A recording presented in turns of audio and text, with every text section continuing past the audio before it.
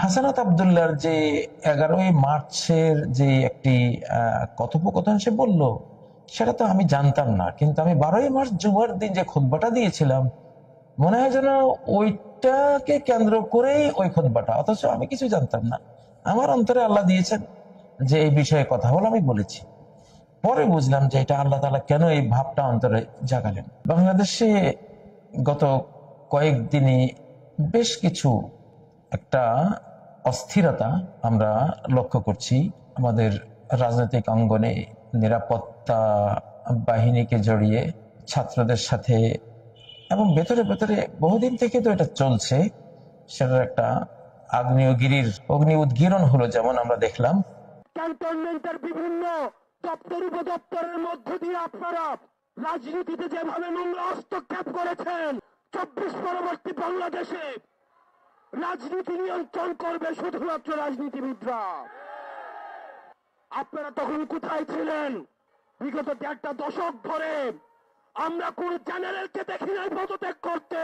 এখন আমাদের বাংলাদেশে যারা ইন্ডিয়া প্রেমিক একটা গোষ্ঠী আছেন, মনে রাখতে হবে ইন্ডিয়া প্রেমিক মানেই বাংলাদেশের শত্রু। একেবারে আলাল খাত্তিল মুস্তাকিম, সরল লেখায় কোনো সন্দেহ নেই। যারা ইন্ডিয়ার বন্ধু তারা বাংলাদেশের শত্রু, বাংলাদেশের এনিমি, তারা আল্লাহর এনিমি।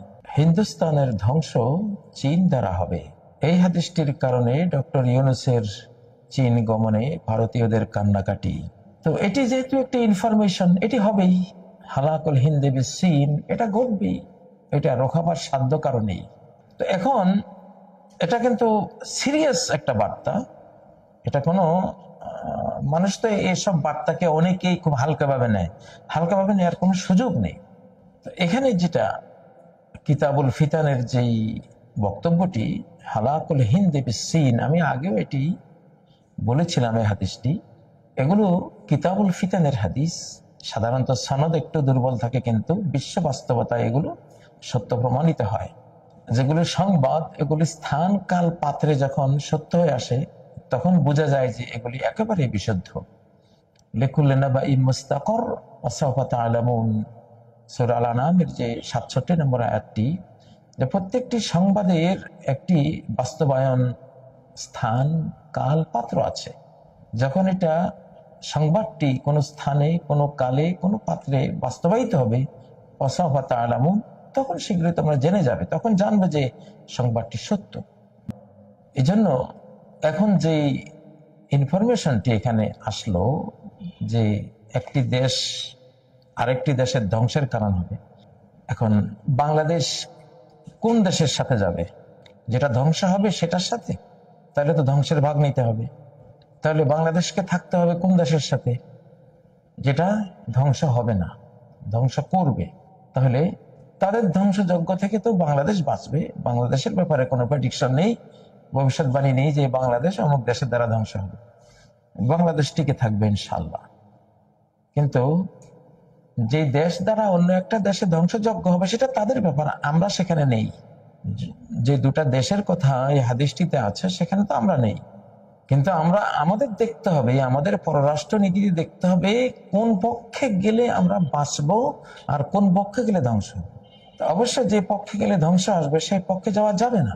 এই মুহূর্তে বাংলাদেশের কোনো জনগণের কেউ, অথবা বাংলাদেশের রাষ্ট্রীয় কোনো পর্যায়ে আছেন, এই ধরনের কারোর পক্ষেই ইন্ডিয়ার পক্ষ নেয়া ধ্বংসাত্মক, পক্ষ নেবেন না, কেউ দয়া করে এই পক্ষে থাকবেন না।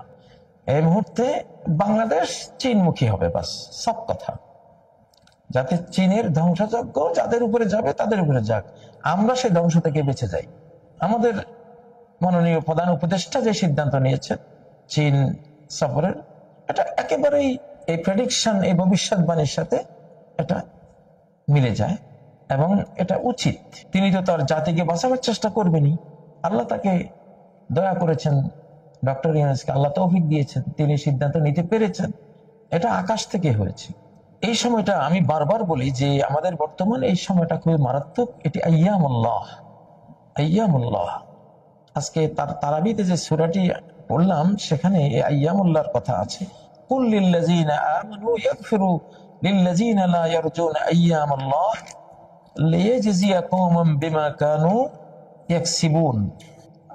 যারা আইয়ামুল্লাহর বিষয়টি যারা বিশ্বাস করে না তাদেরকে বলুন, কুল লিল্লাযিনা আমানু ইয়াগফিরু লিল্লাযিনা লা ইয়ারজুনা আইয়ামাল্লাহ। এটি সূরা আল জাসিয়া আয়াত নম্বর 14। তাদেরকে বলো, যারা যখন এমন আইয়াম আসে, এমন দিবসগুলো আসে, এমন কোন শতাব্দী আসে, একটা সময় পর্ব আসে, যে সময় পর্বটা সরাসরি আল্লাহ নিয়ন্ত্রণে নিয়ে নেন, যেহেতু তখন একটা জটিল কুটিল বিশ্ব পরিস্থিতি থাকে, সময়টা ডাইরেক্ট আকাশের নিয়ন্ত্রণে আল্লাহ নিয়ে নেন। এগুলোকে বলা হয় আইয়ামুল্লাহ। যেমন বদর যুদ্ধের দিন একটা ইয়ামুন মিন, এগুলি আইয়ামুল্লাহর একটা অংশ ছিল। হস্তি বাহিনীকে ধ্বংস করার দিন আল্লাহর আইয়ামুল্লাহর একটা পার্ট ছিল। মুসা আলাইহিসসালামের ফেরাউন ধ্বংসের দিন আইয়ামুল্লাহর একটা পার্ট ছিল। নূহ আলাইহিসসালামের জাতির মহাপ্লাবনে তলিয়ে যাওয়ার দিনটিও আইয়ামুল্লাহর একটি পার্ট ছিল। তো এইভাবে যুগে যুগে এই সময়টা আসে, এখন সেই সময়টা চলছে। তো যারা আইয়ামুল্লাহর মধ্যে যে সত্যের বিজয় ঘটবে, অসত্যের পতন ঘটবে, এটা যারা বিশ্বাস করে না তাদেরকে মাফ করে দাও। কি করবা? আল্লাহ বলছেন ওদেরকে মাফ করে দাও, আল্লাহর কাছে ছেড়ে দাও, ওদের সাজা সরাসরি তিনি দিবেন। যারা আল্লাহর সাজা খেতে চান, এখন আকাশের মুগুরের বাড়ি খেতে চান, আল্লাহর মুগুরের মার খেতে চান, তারা এখন ইন্ডিয়ার পক্ষে যান, অটোমেটিক আল্লাহর মার খেয়ে যাবেন, ধ্বংস হয়ে যাবেন, সবকিছু হারাবেন, কিছুই থাকবে না, জীবন, সম্পদ, মান সবকিছু হারাবেন। আল্লাহর মার ভয়ঙ্কর। এখন গোটা পৃথিবীটাই এক ধরনের বারমুডা ট্রায়াঙ্গলের মতো, স্পিরিচুয়াল বারমুডা ট্রায়াঙ্গল। আটলান্টিকের বারমুডা ট্রায়াঙ্গল না, এটা স্পিরিচুয়াল আরেকটা বারমুডা ট্রায়াঙ্গল। গোটা পৃথিবী ওই বারমুডা ট্রায়াঙ্গলে মাঝে মধ্যে বাঁচা যায় যখন সাইক্লোন থাকে না, সে ঝঞ্ঝা বিক্ষুব্ধ পরিস্থিতি থাকে না। কিন্তু স্পিরিচুয়াল যে বারমুডা ট্রায়াঙ্গল, এখানে যে ঢুকবে তার অবস্থা শেষ হয়ে যাবে। তো বাংলাদেশেও সেই সময়টা চলছে। আমি খুব সাবধান করছি সবাইকে, ভালোবেসেই। আমরা চাই না আমাদের দেশের কোনো মানুষ এই অভিশাপের অংশ নিক, এই ধ্বংসের অংশ হোক সে। আপনারা ধ্বংসের অংশ হবেন না, কিন্তু যদি ওদের পক্ষ নেন, নির্ঘাত ধ্বংসের পার্ট আপনাকে নিতে হবে, সে ভাগ, সে শেয়ার নিতে হবে। তো কেন আপনি ধ্বংসের শেয়ার নেবেন? ডক্টর ইউনূস চীন যাচ্ছে বলেই বাংলাদেশ নিয়ে এখন এমন চক্রান্তের পর চক্রান্তের সিরিজ, চক্রান্ত আর ষড়যন্ত্রের বন্যা বইয়ে দেওয়া হচ্ছে ভারতের পক্ষ থেকে। এটা জিওপলিটিক্যাল ইস্যু, ভূ রাজনৈতিক খেলা। কিন্তু এই খেলায় ডক্টর ইউনূস জিতে যাবেন ইনশাল্লাহ, আমরা জিতবো, এটা হবেই। যেহেতু এটা আছে, প্রেডিকশনে আছে, ভবিষ্যৎবাণীতে আছে। কি করবেন আপনি? কি আল্লাহর তাকদীরের লেখন? হ্যাঁ, এটা কি রোখাতে পারবেন? পারবেন না। আল্লাহর নিয়তির লেখা আপনি পাল্টাতে পারবেন, এটা আসবে। সীমান্তে দেখেন না, লাদাখ সীমান্তে কি হয়েছে, অতীতে আরো ওদের সীমান্তে কি হয়েছে, এখনো কি হচ্ছে। এবং আপনারা নজর রাখলে তো বুঝবেন হাদিসটা কতটা সত্য।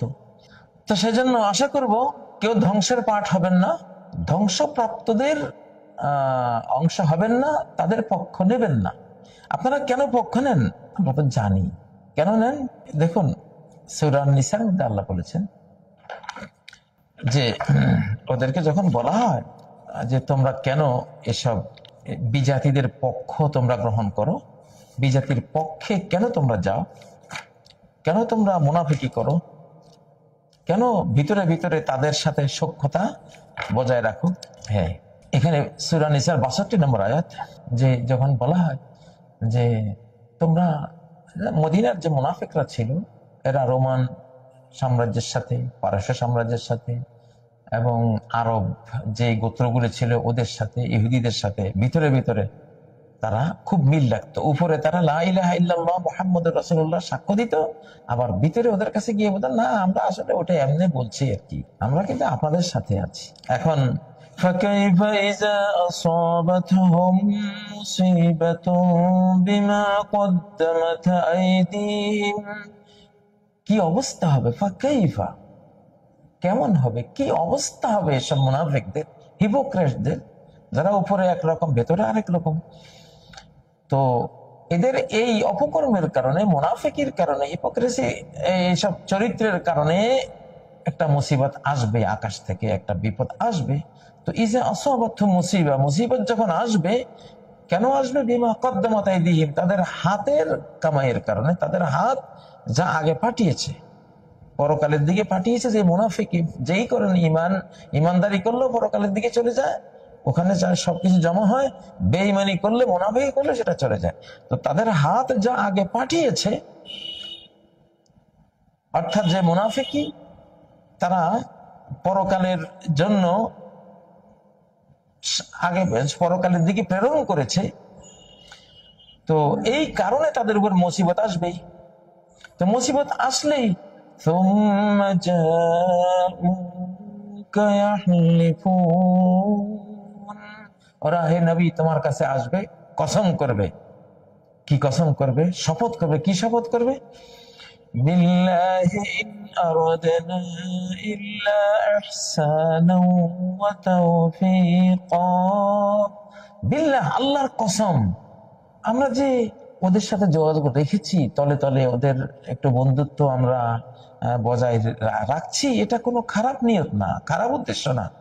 আমরা একটা কল্যাণ যাতে, কারণ ওদেরকে নারাজ করা ঠিক না। ওরা একটা বড় শক্তি, ওরা বিশাল পাওয়ারফুল।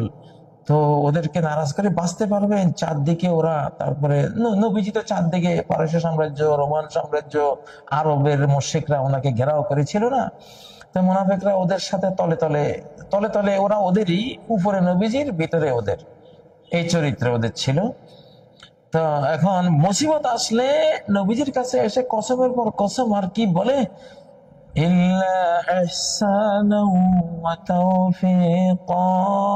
আমরা দুটো জিনিস অন্তরে পোষণ করেছি। এটা হলো একটা কল্যাণ হোক না ভাই, এই ওদের সাথে তো সংঘাতে গিয়ে আমরা টিকবো না, অতএব একটা ওদের সাথে আমাদের একটা কি হোক, একটা কল্যাণের সম্পর্ক হোক, অতৌফিক, আর একটা সম্প্রীতি। আমরা আমরা চাচ্ছি যে নবীজি আপনার সাথে ওদের একটা সম্প্রীতি থাকুক। ফেক কথা, আসলে আসলে অন্তরে তারা ওদেরই।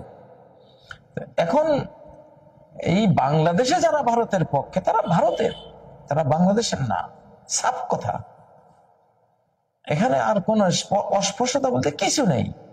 এখনো যারা ভারতের পক্ষে কথা বলবেন, তারা ভারতীয় এবং ভারতের দালাল, তারা ভারতের শিখণ্ডী, ভারতের ষড়যন্ত্রী এবং বাংলাদেশের এনিমি, বাংলাদেশের শত্রু।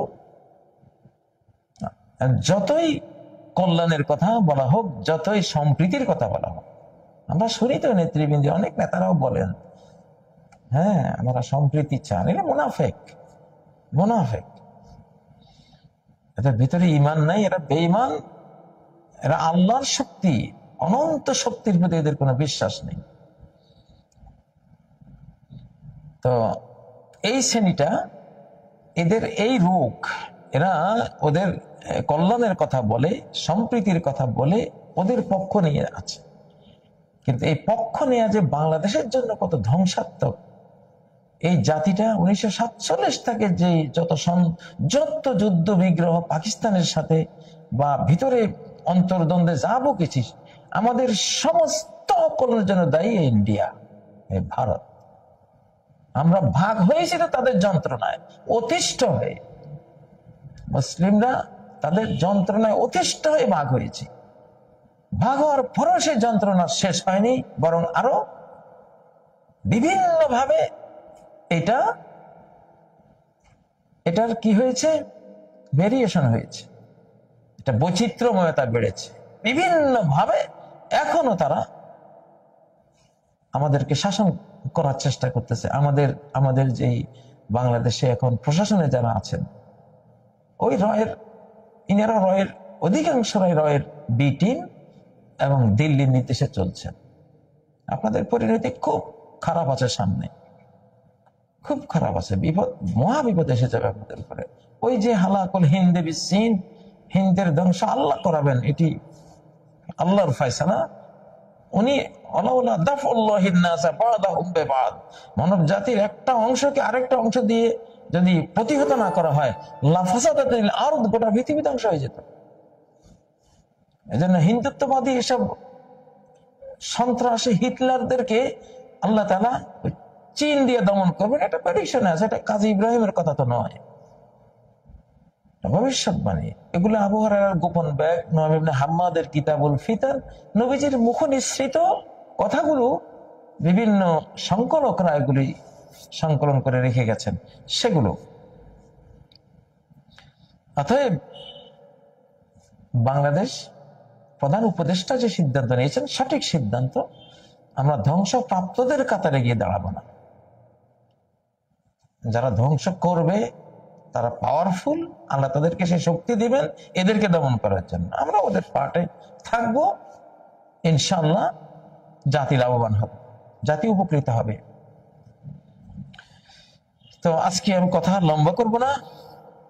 আল্লাহ আমাদেরকে খাঁটি মুসলিম হওয়ার তৌফিক দিন, পরিস্থিতি বোঝার তৌফিক দিন, এবং ইহসানা ওয়া তাওফিকা ইল্লা ইহসানা ওয়া তাওফিকা। আমরা কল্যাণের চিন্তা করতেছি, আমরা সম্প্রীতি চিন্তা রাখেন। আপনার ইহসান আর তৌফিক, কল্যাণ আর সম্প্রীতি পারবেন না আপনি, বরং আপনি ওদেরকে দিয়ে এই জাতি হত্যা করার ষড়যন্ত্রে আপনি লিপ্ত হয়েছেন, বা আপনারা লিপ্ত হয়েছেন। কোটি কোটি মানুষের জান নেয়ার জন্য এখন তারা ষড়যন্ত্র করতেছে। বাংলাদেশের মাটিটা এত ভালো, টিক্কা খান যেমন বলেছিলেন যে আমার জনগণ দরকার নাই, আমার এই মাটি দরকার। ইন্ডিয়াও এই নীতিটাই পালন করতেছে। আপনারা মনে করেন না ইন্ডিয়া আপনাদের বন্ধু, তার এই মাটি দরকার, এখানকার জনগণ দরকার নাই, আর কিছু গাদ্দার বিশ্বাসঘাতক মির্জাফর দরকার। ওর হইলে জঘন্য শত্রু, বাংলাদেশের নিকৃষ্টতম শত্রু এই দেশটা। সেই দেশের সাথে আপনাদের যোগাযোগ, আপনারা কথা বলেন, আবার সম্প্রীতি আর আর কল্যাণের কথা বলেন। কোরআন বলছে এগুলো মুনাফিকি। সূরা নিসার 62 নম্বর আয়াত। বিল্লাহি ইন আরাদনা ইল্লা ইহসানা ওয়া তাওফীকা। আল্লাহর কসম, আমাদের নিয়ত খুব ভালো, আমরা তো কল্যাণ চাই, সম্প্রীতি চাই। এত বড় দেশ, কিসের বড় দেশ, কিসের ক্ষমতা? কিচ্ছু নাই, ক্ষমতা সব আল্লাহর কাছে। ইন্নাল কুওয়াতা লিল্লাহি জামিআ। শক্তি পুরোটাই আল্লাহর হাতে, উনি যেদিকে দেন সেদিকে যান। ওনার পাওয়ার এখন চীনের কাছে দিয়েছেন, এশিয়া মহাদেশে, সেদিকে ক্ষমতার ভারসাম্য চলে গেছে। এদের কোনো পাওয়ার নাই। আর আল্লাহ শক্তির সামনে কিসের কার পাওয়ার? এখন ইমানদারদের যুগ, ইমানদারদের শতাব্দী শুরু হয়েছে, কোরআনের শতাব্দী শুরু হয়েছে, মুহাম্মদ সাল্লাল্লাহু আলাইহি সাল্লামের উম্মতের পুনরুত্থানের, শেষ বিশ্বায়নের, ইমাম মাহদীর, হযরত ঈসা আলাইহিস সালামের আকাশ থেকে আসা শতাব্দী শুরু হয়েছে। এদের কোনো হিসাব নেই, হিসাবে ধরি না আমরা এখন আর। আল্লাহর শক্তি আমাদের নজরের সামনে রাখতে হবে সবাইকে। আল্লাহ তৌফিক দিন। কোন ইহসানান ওয়া তাওফীকা, কল্যাণের, ও ভারতের কল্যাণ, বাংলাদেশের কল্যাণ, এই পথে আপনাদের চিন্তা করার দরকার নাই। যদি কল্যাণ আর সম্প্রীতি চান, চীনমুখী হন। চীনের সাথে তুরস্ক, চীন, তুরস্ক, পাকিস্তান, বাংলাদেশ একজোট। আর এখানে আরেকটা হলো যে কোয়াডটা আছে, আমেরিকা, অস্ট্রেলিয়া, তাদের এখানে কোনো চিন্তা করার কিছু নেই। কারণ আমাদের প্রেডিকশনে তাদেরকে নিয়ে কোনো নাই, তাদের বিরুদ্ধে কোনো প্রেডিকশনে অংশ নাই। এটা যে ইন্ডিয়া আমাদেরকে দশকের পর দশক আমাদেরকে শোষণ করেছে, খুন করেছে, ধ্বংস করেছে, আমাদের সবকিছু বিপর্যস্ত করেছে, এটা তার সাথে সম্পর্ক, এটা অন্যদের সাথে সম্পর্ক নেই। অতএব অন্যদের এটা গায়ে মাখার দরকার নেই। এই বার্তাগুলো বিশ্ব স্রষ্টার পক্ষ থেকে আপনাদেরকে দিলাম। আশা করি সবাই উপকৃত হবেন। যারা হেদায়েতের পথে চলবেন তারা বেঁচে যাবেন। চ্যানেলটি সাবস্ক্রাইব করে আমাদের সঙ্গেই থাকুন।